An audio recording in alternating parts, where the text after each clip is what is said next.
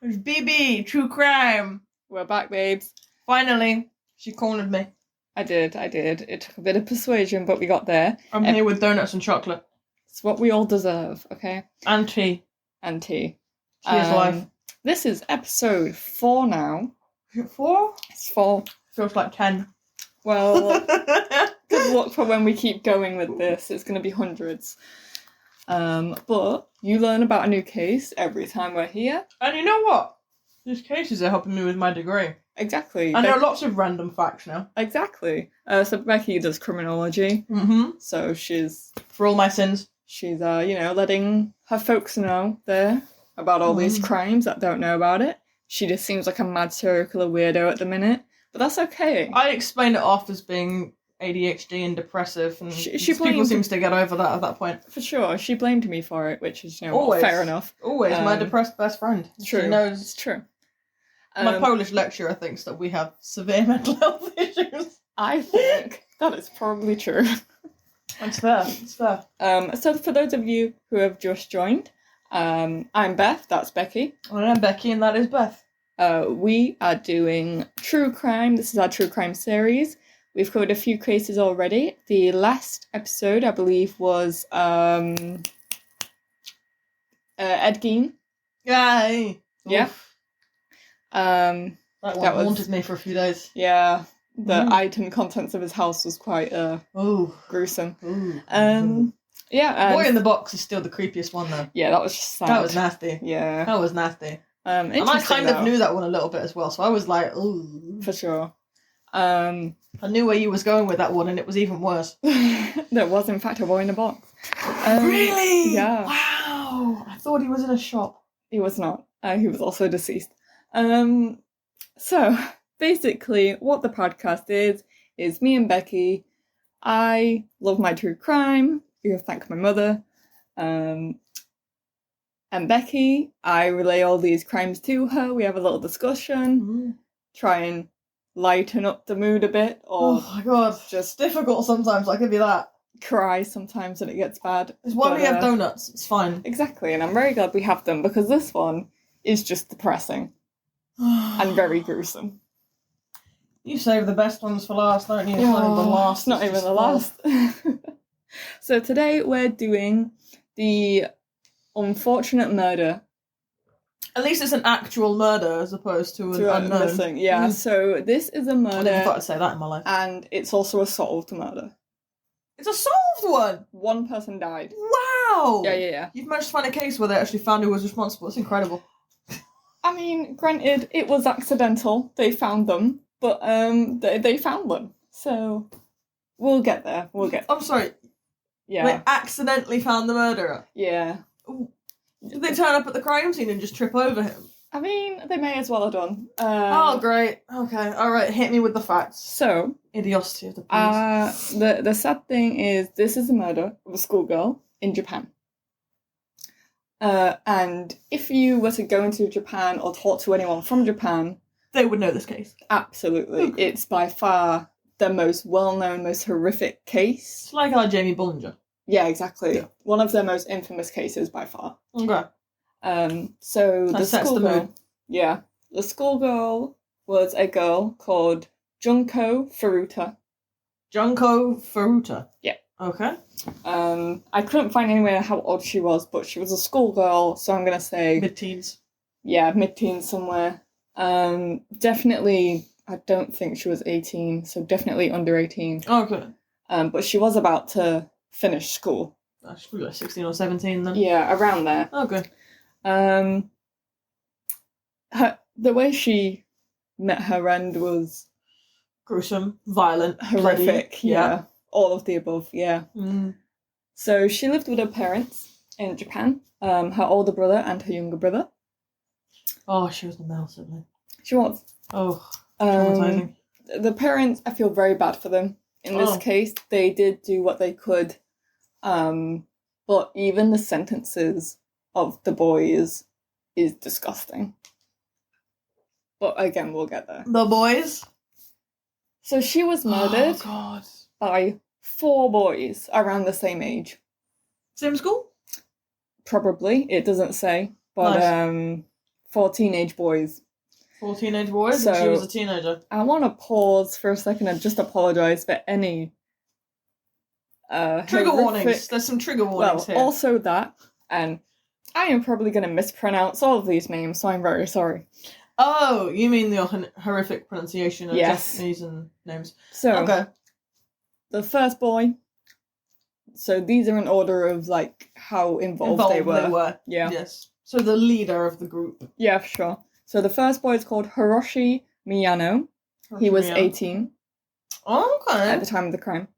Then we have Joe Ogura, who was 17. Shinji Minato, who was 16. And Yasushi Watambi, who was 17. Okay. In court documents, they were just referred to as A, B, C, and D. Perpetrator A, B, C, and D. Fair. I'd say A, B, C, and D with the complexity of those names. Yeah. The names of the people, well, they come up sometimes, but it doesn't matter. All these 4 boys aided in doing what they did to this girl. So it doesn't really matter who is who. They were all terrible. Yeah. So,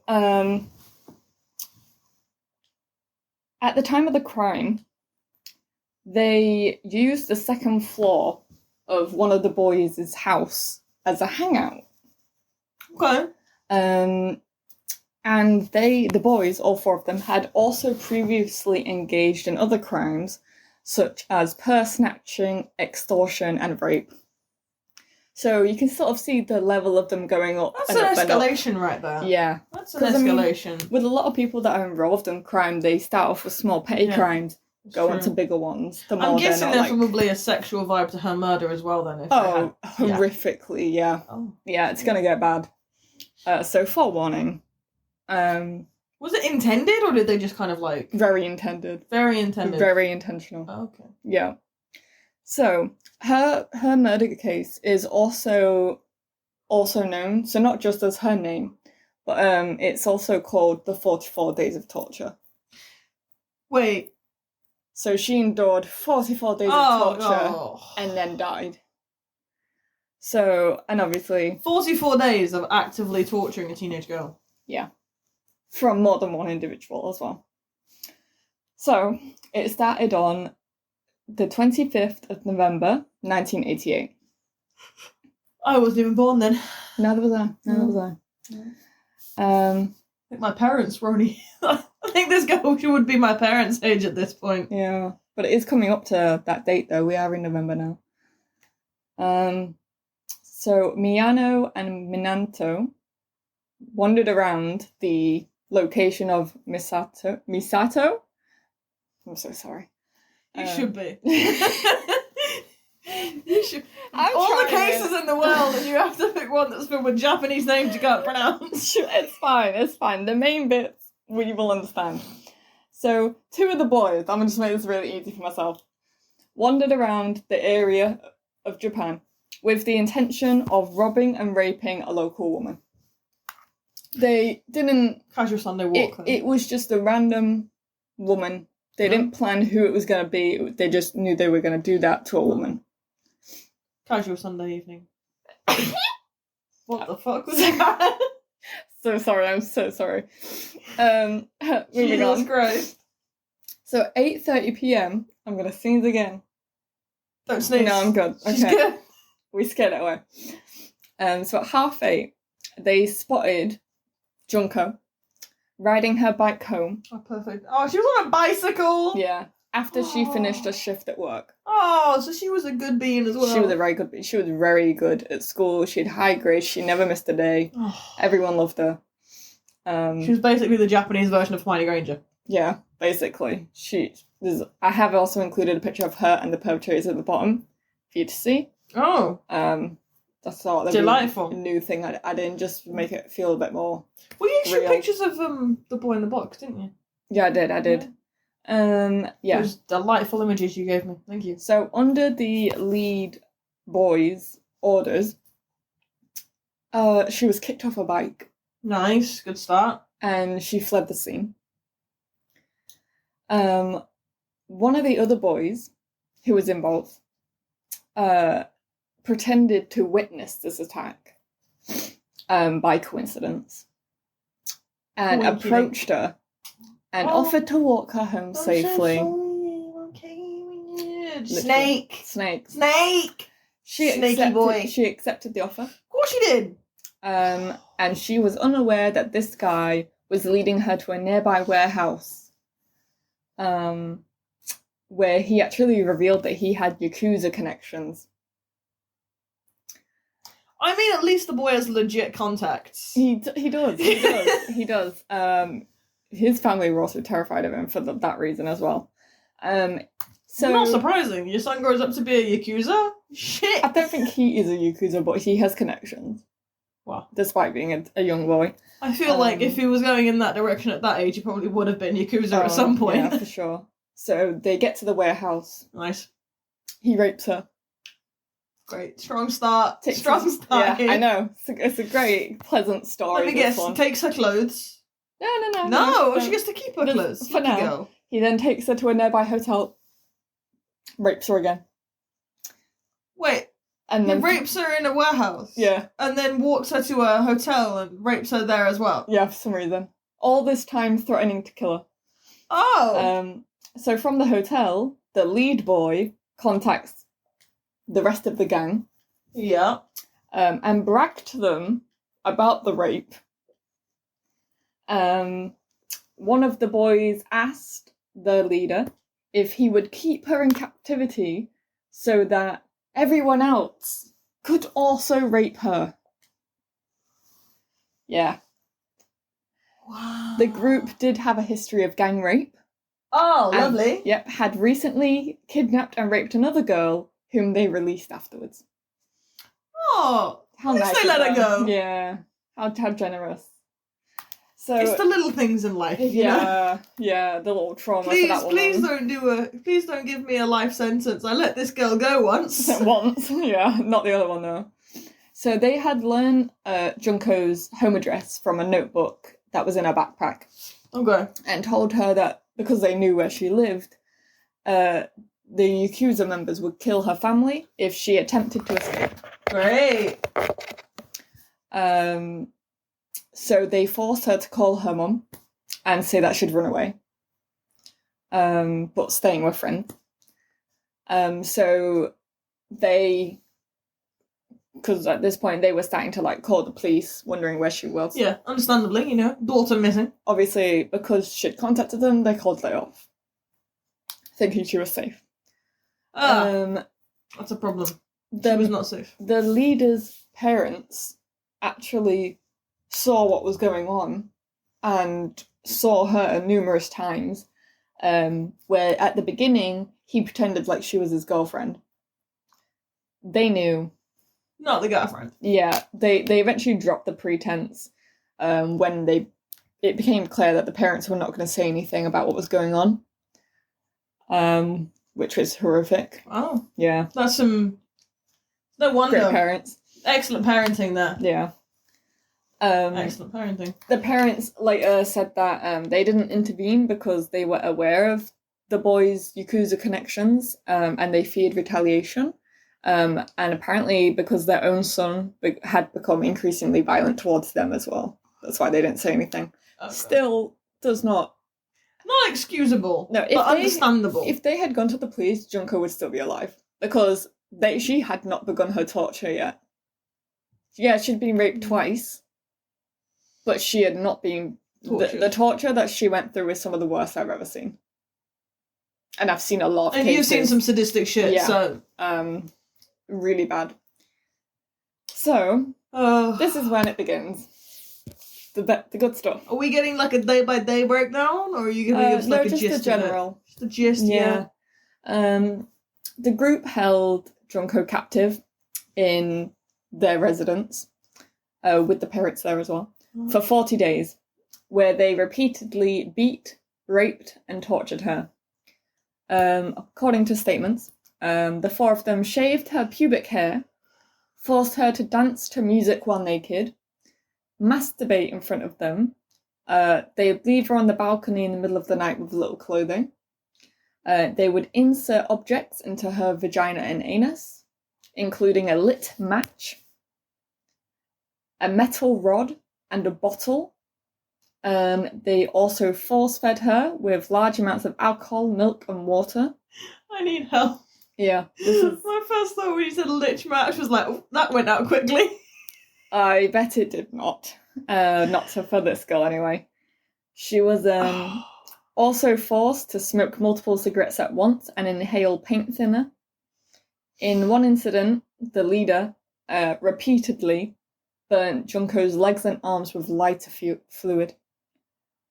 By the end of December, she was severely malnourished after being fed only small amounts of food, and eventually they stopped feeding her completely and was only giving her milk every now and then. Due to her severe injuries and infected burns, she became unable to go downstairs to the toilet or even stand. Did they get a smell complaint? No, I don't think so. Oh, that's undignified if she did. She eventually became confined to the floor, not being able to move with her infections and everything, in a state of extreme weakness. Her face was so swollen that it was difficult to make out her features. Her body was also severely crippled, and it was given off a rotting smell. This is while she was alive. And because of this rotting smell and the fact they couldn't see her facial features anymore, the boys started to lose sexual interest in her. So they also kidnapped and gang raped another 19-year-old girl. So, this is the last day for Junko. On January 4th, 1989, after the leader lost the game of Mahjong, don't know why that's relevant at all, he got very, very angry about I'm losing. guessing that's why it's relevant. And he decided to take out his anger on Junko. Oh, of course, yeah, naturally. In his anger, including the others who were also participating, they poured light fluid onto her thighs, arms, face, and stomach and set her on fire. She made attempts to put out the fire herself, but gradually became unresponsive. So at this point, you're like, surely that'll be enough? No. They continued to punch her. They ignited a candle and dripped hot wax on her face. They placed 2 short candles on her eyelids. They forced her to drink her own urine. After she was kicked, she fell onto a stereo unit and collapsed into a fit of seizures. Been there, done that. Yeah. She's still alive, though, somehow. It was me thinking the poor girl had rest, finally. Since she was bleeding profusely, and pus was emerging from all of her affected burns, the 4 boys, you would think it would end here. Okay. No. Did they make her they just continued. Oh, they continued. They just continued. At no point did any one of these boys be like, maybe this is enough. She's probably already dying anyway. No. I mean, to be fair, at this point, there's no real... They've gone far enough, to be honest. At this point, it's overkill at this point. It is overkill. And the thing, these are teenage boys. Holy shit. That's bad. And we're not even at the end of it. They're teenage boys, yeah. But they're not like 9, 10-year-old boys. Like, they're 16, 17, 18-year-olds. Yeah, I know, but they should be thinking about, going out with their friends and getting their first girlfriends. They did go out with their friends. Well, yes, they did. They did. They did go out with their friends. They did. And they kidnapped and raped and beat and tortured a girl. They did. Just, you know what? Fair enough. Some boys play football. Some do that. So, right. So after she was on the floor, she's bleeding profusely, the pus is emerging from her burns. She's seizing, don't forget that. I think this is after the seizure. Oh, we've done the seizures. The seizures are done now. Okay. The 4 boys then covered their hands in plastic bags. And then continued to beat her. They then dropped an iron exercise ball onto her stomach several times. The attack reportedly lasted 2 hours more, and she eventually succumbed to her wounds and died. Praise Jesus, she's dead. I mean that in the most lovable way possible. I know. But, like, praise Jesus, the girl is dead. Woo. I'm impressed she lasted that long. 44 days of all that shit. I'm impressed she lasted through the seizure, to be fair. Yeah.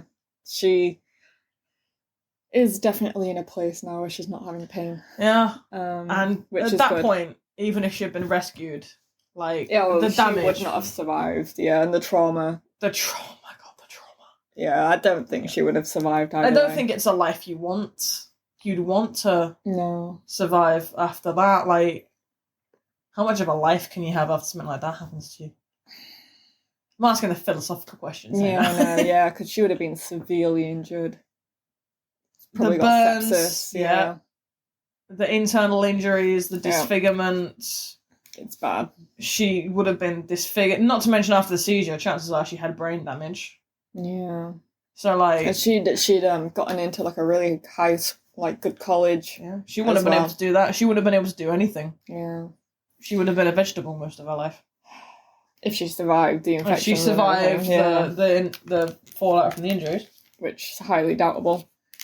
So, afraid for being found out for murder. Nice. Okay, now we're into the cover-up bit. We're into the cover-up. Okay. The group wrapped her body in blankets and shoved her into a travel bag. Travel bag? A travel bag. Nice. So she must have been quite small. They then put her body in a 55 US gallon or a 210 litre drum and filled it with wet concrete. Don't know where they found the concrete. That was pretty coincidental, but alright. After 8 p.m. The security on building sites in and around the area of Japan on a local level is not particularly tight.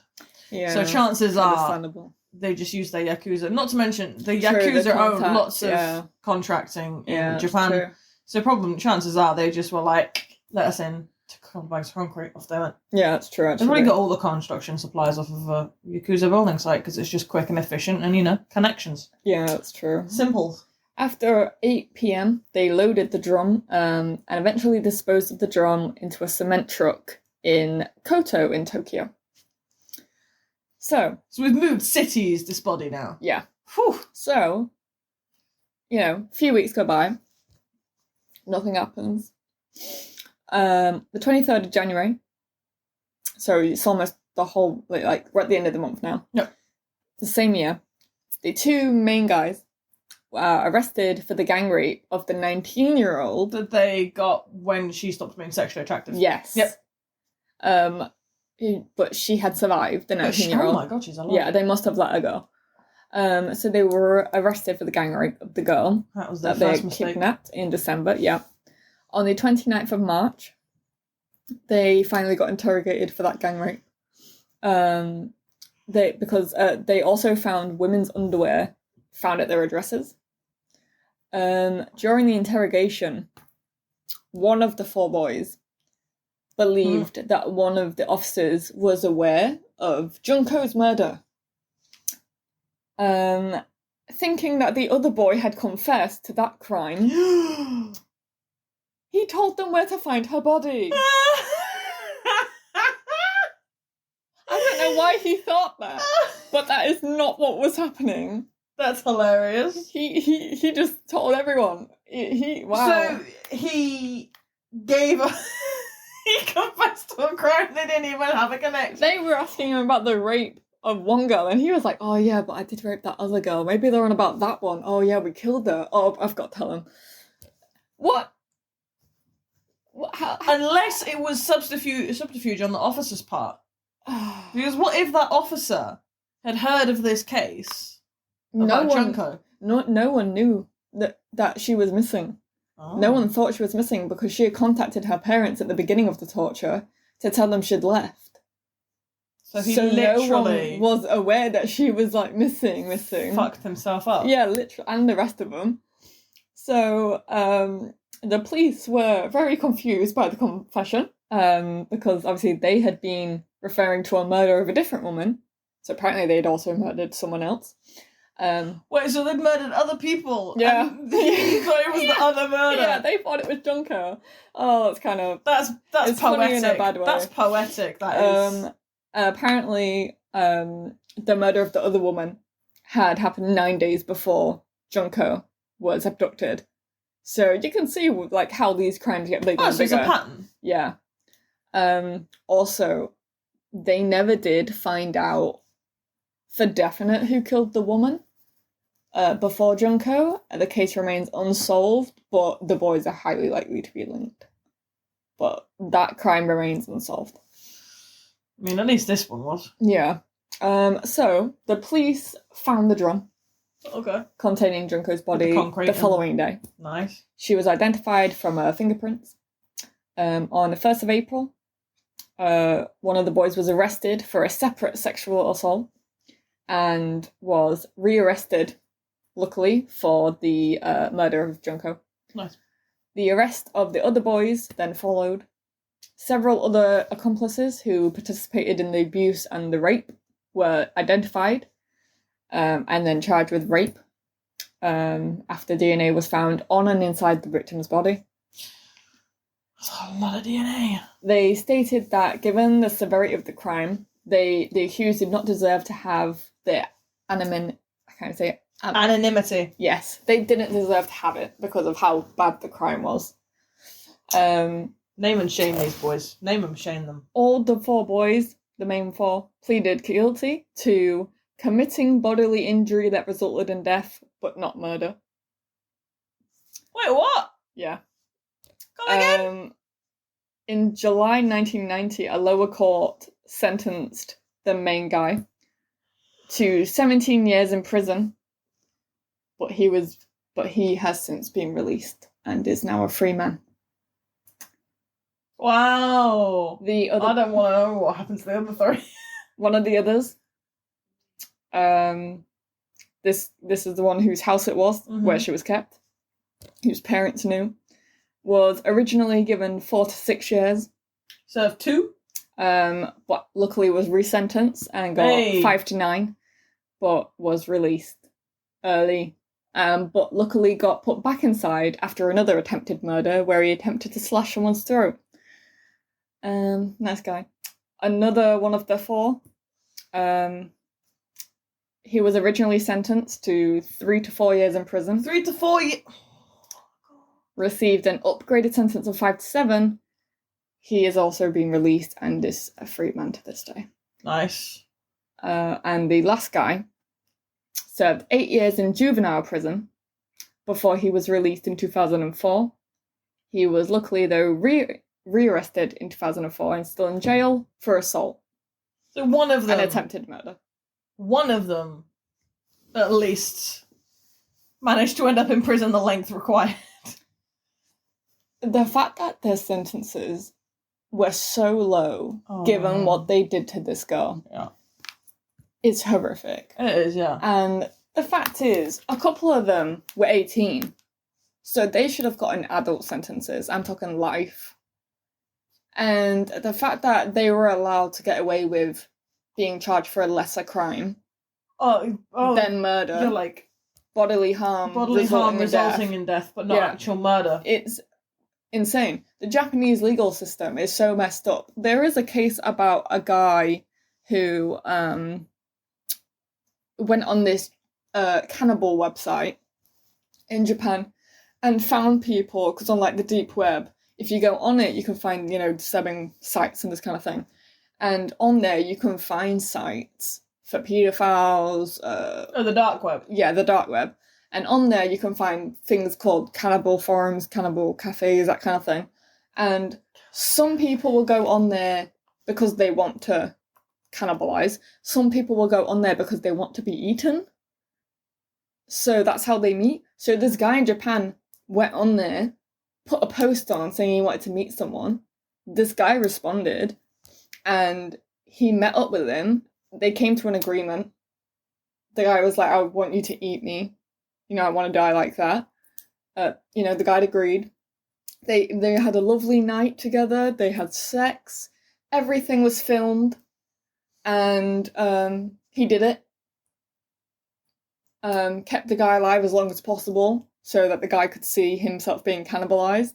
And obviously when it got out, the video and everything, the guy got sent to jail. And then somehow got off with no time, pretty much because it was a consensual, and is now like a local celebrity in Japan.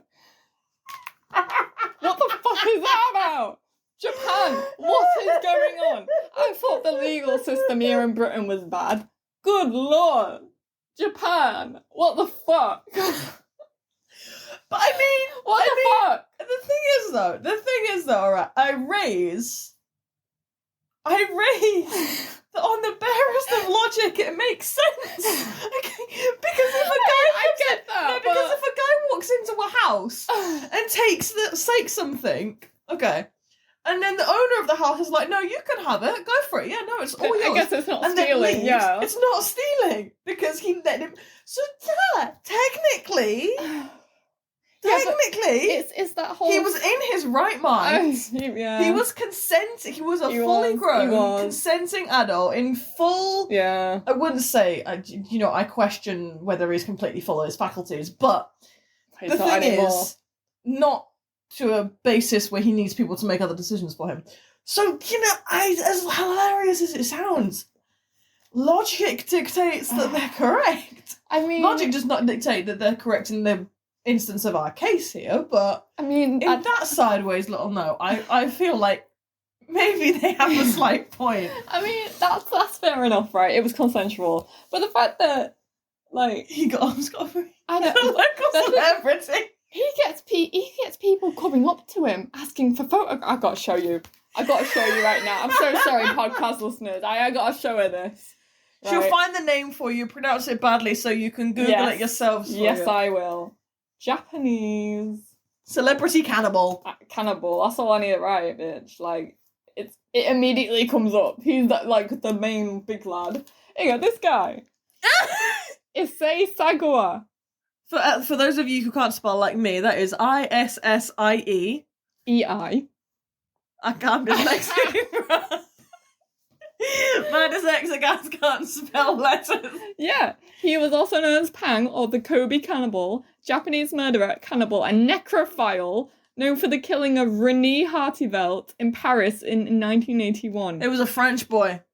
That makes so much sense. It's a girl, sorry. He murdered her and then mutilated, cannibalized, and raped her corpse over several days. Okay, so the raping of her deceased body. What the fuck? Bit weird. Yeah, I don't know what to say to that, really. I think a large part of why he got off as well was because it was, international. And the same, sort of laws don't apply in different countries. But yeah, anyway, back to the original case. Yeah, we got a little sidetrack there. Hey, the best lectures have a little sidetrack into another little subset. That's very true. But honestly, just the punishment system in Japan is insane. It's a little baffling. These 4 boys years deserve, after what they did, and it wasn't even just her that they hurt. They raped multiple people. They'd been involved in other gang rapes and assaults, and it's just insane. The fact that they were given such small sentences, even when they were re-looked at. Still nothing. They still only got a couple of years added onto the sentence. And the fact that 2 of them are out today, just wandering around Japan probably. And have been out for quite a while. Yeah. I don't know if the other 2 are out now. 32 years since. Yeah. Yeah. 32? Yeah, 32 About years. 89 she died, roughly. Or was that, it was the end of 88, I think. End of 88, yeah. Yeah. And then they were caught in 89. Yeah, it's about 30 odd years, 32 years. Yeah. So, since the maybe, case. Maybe the other 4. I think all 4 of them are out. Probably. Bar that one who got sentenced after a 4-year sentence. True, but he only went back in for attempted murder. Oh, in that case, he's probably all out as well. Then. Yeah, I mean, their sentences. And the lead guy's definitely out. Because... the lead guy's 100% out. He's never been re-arrested. Doesn't mean he's not committed other crimes. Oh, trust me, honey, I'm a criminology student. I know all about... I guarantee he's committed other crimes, but he just hasn't been caught for any more crimes. Well, you know what? In the words of my dad, it's only a crime if you get caught. Well, yeah, unfortunately, yeah. So, I'm going to show you the pictures of Junko and the 4 boys. Here we go. So, this is Junko. Oh, she's so cute! She is cute, isn't she? Oh! I'm sorry, but that bottom left one looks like a squished squash. So, this is the main guy. the main guy. There's the second main guy. That's the guy whose house it was. Yeah, it was. There's one guy, and then the last one. If you want me to scroll down, they do have a picture of her beaten face. No, I'm good, thank you. You're good? I'm good. Okay. I'm good. There is it's just such a thing. I will just roughly describe it for any of you curious. Come on. You're not seeing it, They can Google it. It is literally, if you type in a name, you'll see it. Just show me the picture. If we're going to do this, we may as well see the picture. No, I don't want to scar you for life. That is not a human being. It looks very fake, doesn't it? But yeah, that especially the comparison between the two. Like, her face shape is just non-existent anymore. Yeah, her eyes are just blackened. Yeah. And she's definitely got a broken nose, bless her. Oh god, she looks so cute. She looks like one of those cute little Japanese girls who goes to be like a mad scientist. She's very cute, and the fact that... The thing is, it wasn't even like... It was so random, the attack. It wasn't even like it was personal. It was just a need to, like... A fucking wrong place, wrong time situation, literally. If she hadn't been working that job and she hadn't been on that bike, she wouldn't have been chosen. If she'd have just gone home early, like straight after school, she wouldn't have been killed. But someone else probably would have stayed late. Yeah. It's just... It's sad. Wrong place, wrong time. That a lot of these wrong place, wrong time crimes happen. People seem to forget the randomness of these cases sometimes. Yeah. Like, not all of them are like personal grudges and stuff like that. A lot of them are just like a carnal need to just let out your deep base instinct side.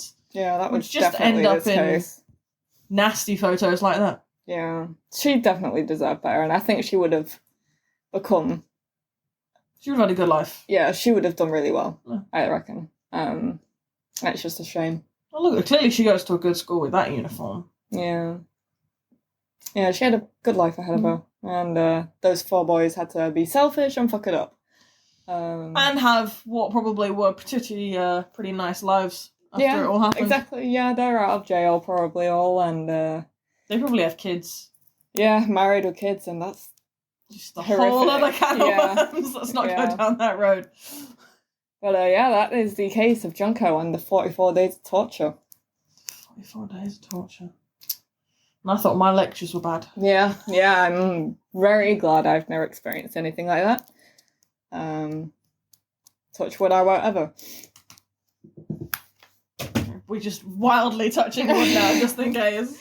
Don't jinx it, Beth. But just be careful out there. Because obviously that guy at the beginning who witnessed her get pushed off the bike here helped her walk home and then led her to where she was. The innocent stranger is not always guaranteed, people. Yeah, we're not saying don't trust people, but we're just saying be careful. Be savvy, as my father would say.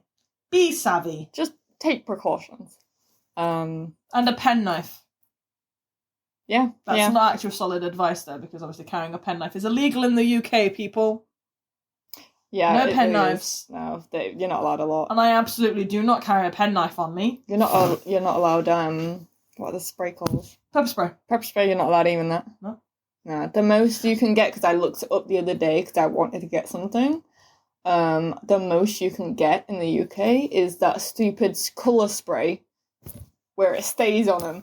I was like, wow, yeah, you want me to piss them off even more by, like, painting their favourite outfit or something? Oh, great. You ruined my Kenzo top! Now die. Like, it would just aggravate the thing. Like, what the fuck? No. Look, don't get me wrong. Okay, solid piece of advice from my scrappy father. You take your thumb and you jab it into the very corner of their eye, and if they're wearing glasses, you stick the heel of your foot into the top on the arch of their foot, because I guarantee you, your heel is stronger than the top of their foot, and you will break it. Also, if you Good luck running after me with a broken foot, bitch. Also, for anyone that's seen the Karate Kid... Who hasn't seen the Karate Kid? The bottom of the heel of your palm, jam it up their nose, it breaks their nose. Or the sternum. Depending on how muscled they are, the sternum breaks, they can't breathe, you're Gucci. Also, if you wear acrylic nails like I do, Bitch, you're wearing acrylic nails. It's going to take a lot for them to come off. Just stab or scratch the motherfucker. Let me put it like this, yeah. This woman is forever losing false nails. She hasn't gone 3 days without having a false nail come off until she started getting acrylic nails. And this woman is violent to her nails. Oh, so if they're not going to come off her, guarantee you can claw a bitch and you'll be fine. Yeah. When did this turn into a self-defense lecture? You know what? Sometimes women to women, women to other guys. You've got to stay safe out there, okay? It's a scary world at the minute, especially where we are right now. There is a lot of there's a spike happening of drugs being put in drinks and even people being injected with drugs, which is quite scary. Yeah, I mean, they have the little caps, the little film caps to go over your drinks now, but now you don't even have to worry about that because they just inject you. Exactly, and the thing is that those little caps you put over your drinks, you have to pay for those. Mm-hmm. You don't get those for free. Oh, you know, there's I won't name, no shame on here because you never know who's going to listen to it, but there's a club in city centre to us that charges, get this, £2.50 that's obscene. for 2 sleeves. Oh, only 2, wow. For 2 sleeves. Okay, and I don't know about you guys, but I drink more than 2 drinks in a night. I drink like 6, maybe. That's 10, 12 quid on being a woman and not wanting to be raped and drugged. You can also get nail varnish that you can dip in drinks and see if it's spiked or not. Obviously, you're limited to 10 though. Exactly, again, with nails, the yeah. And then, it's just, it's fucked up. There's the strips you can buy. True. But they come in bulk, but who really wants to go clubbing with a whole load of test strips in your bag, like some kind of fish tank specialist? I mean, I think that might be one of the reasons we haven't been out lately. Yeah, I don't particularly want to go out, and do you know what? Like, don't get me wrong, I want to go out. Yeah. Because, it's been a while since, before it's COVID. It's been a good solid 2.5 years since I've been out. But it's quite unsafe at the minute, and, being in the later half of the year, it's dark. Mm-hmm. We're women. Oh, God, tell me about it. Don't I know? Yeah. But, just stay safe out there, guys. Please do. Just don't... If something seems off, just... Do us a favour as well. Taxis, Beth, taxis are so much more sensible than walking, okay? And it's not normally very much for a taxi. True. And even if it is... and you decide to walk and something happens to you, you're always going to regret not getting in a taxi. True, but if something happens to them, it's not their fault, it's the person that did it fault. No. I'm not saying.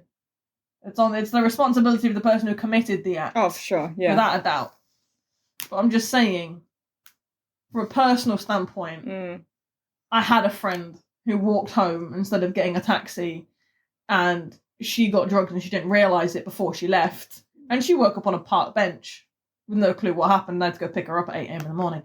So, luckily, she was fine. Nothing had happened. She'd walked off before anybody could get their hands on her, luckily. But, I'm just saying, sometimes, just for the sake of everybody's sanity, it's easier just to cash the money out and go get a taxi. Yeah. Also, make sure you are with people at all times.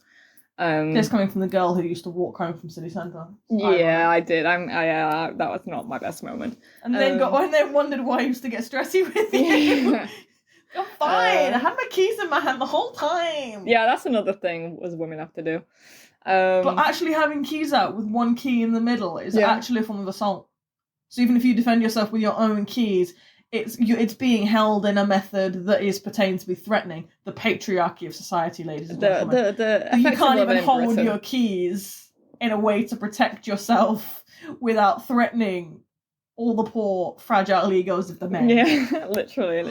Oh, also, security guards and clubs are your best friends if you are feeling unsafe. Anyway, any creepy guy is feeling hinky. Do not worry about bothering them. Make sure they have the blue card in a pouch on their left arm. ID on them. Definitely.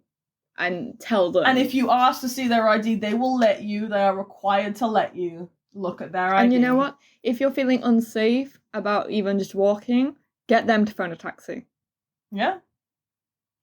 There's options. But anyway, we'll finish this little side rant we went on. But we just want you all to be safe and, unfortunately not end up like Junko. Tell me about it. Which, I want to say that kind of thing isn't common, but... She wasn't even at clubbing, bro. She wasn't even old enough to club now.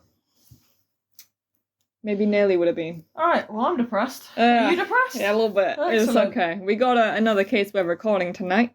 So stay tuned. This was the episode of Junko.